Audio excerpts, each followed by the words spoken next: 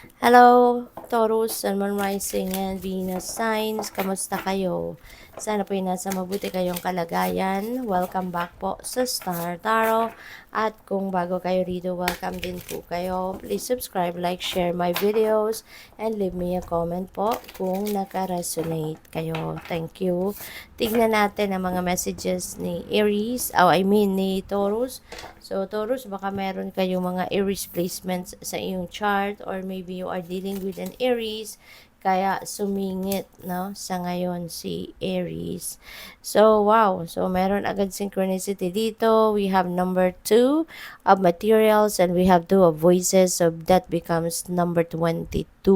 So I suggest Taurus, paki-google po ninyo ang ibig sabihin ng master number 22 for more guidance kasi marami pa po kayo dyan na mababasa na maaring makatulong sa inyong sitwasyon at this time. Okay?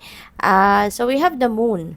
Moon is about intuition. No? This is about dreams. Kaya, this is guidance. No? This is divine guidance. Kaya, kung meron kayong, lalo-lalo na kung meron kayong desisyon na kailangan gawin sa ngayon, huwag kayong basta-bastang magdedesisyon. Huwag muna kayong basta-bastang magsisettle sa isang kung ano man no, magiging desisyon ninyo because maaari na kailangan pa ninyo itong pag-isipan mabuti, maaari na kailangan pa ninyo ng linaw sa inyong isipan. So make sure that you listen to your intuition first, listen and follow what your intuition is telling you, and also yung yung mga panaginip ninyo, make sure that you are paying attention to those panaginip as well. Kasi yung mga panaginip natin, those are also guidance from the divine. So, makakatulong sa inyong mas maging magaan ang pag-iisip ninyo kung anong desisyon ang gagawin ninyo if susundin ninyo yung inyong guidance no, from the divine. Mas makakasiguro ka na dadalhin ka niyan sa tamang daan at sa tamang desisyon.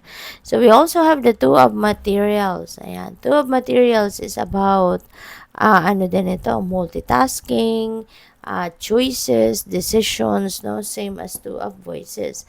So, talagang may pinapakita ng dalawang ito na meron kayo talagang decision making na kinakaharap. Meron kayong pinag-iisipan sa ngayon or pag-iisipan pa lang na decision and maybe that is confusing you big time.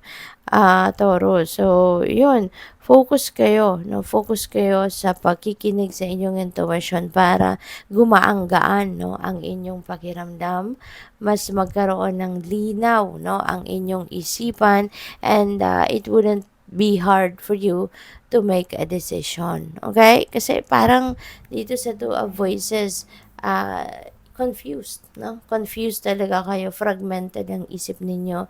This could be something na mahirap desisyonan because kung kunyari, opportunities ito, maybe there are various opportunities, no? Na nandiyan dyan at maybe they are all good, they are all beneficial for you, parang they are equally a great opportunity, kaya medyo nahihirapan kayong mag-isip, no? Kaya yun, intuition will help you a lot, no? Kasi gabayan sa iyo ng universe. And maaari din, no? Nasa two of materials din, there are so many things that you are working on. There's so many things na ginajuggle ninyo. Maaring marami kayong trabaho. Maaring meron na kayong part-time, may another side hustle, tapos meron pa kayong full-time na trabaho. So, marami talaga, no, ang maaaring, maaaring ginagawa ninyo or gagawin. Kaya, kailangan ninyo rito ng focus, maybe it's time for you to, take a step back muna, kahit saglit lang, sa kung ano man ang mga kakaabalahan ninyo. Ground yourself, magnilay-nilay ka, magmuni-muni ka, mag-meditate ka, makakatulong yan na maibalik mo yung sentro sa sarili mo, and with that, no, mas makakapag-isip ka ng maigi, ng mabuti, at kahit papaano mawawala, no, yung kalituhan ninyo Okay? When you are grounded. Alright?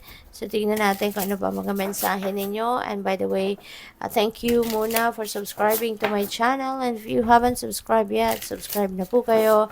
And also, please click the join button sa baba ng video po if you would like to join the membership sa channel. And thank you din sa mga hindi nag-skip ng ads, pati na rin sa mga cross-watchers. Maraming salamat po for being here. So, we have, what does your soul say? Ayan. So, maybe kailangan mo na talaga na mag-tune in sa inyong sarili, tap into your soul, and ask your soul. Your soul knows, no? What is best for you. Your soul knows kung ano din makakapagpasaya sa iyo. Kaya, maganda, no? Nakausapin mo yung soul mo. What will make you happy? What will make your soul sing? Yun ang alamin mo. Okay? Para magkaroon ka ng direksyon kung ano na ang mas pipiliin mong options or choices out there, or kung ano ng path ang tatahakin mo. Okay? The good kind, napakaganda. You're very lucky, Taurus, because meron ditong good things coming your way. No? There are so many beautiful and good things coming your way. Depende yan sa inyong sitwasyon, but there are blessings. So, these are beautiful blessings coming in. Po pwedeng pera yan, po pwedeng trabaho, po pwedeng relationship, po pwedeng happiness, at kung ano-ano pa, no? Basta, this is really very beautiful. We have overthinking can spoil the magic. That's very true. Kaya nga, kailangan na i-ground ninyo ang inyong sarili, at kailangan ninyo na mag-focus, no? Tune in kayo sa inyong intuition that will give you direction definitely, and para matanggal din itong overthinking ninyo. Huwag na kayong mag-overthink kasi that will just complicate your situation, at mas lalo lang kayong mahihirapan mag-desisyon. So, focus, no? Focus ang kailangan ninyo. Good luck sa iyo. Thank you for watching Love and Light. Namaste.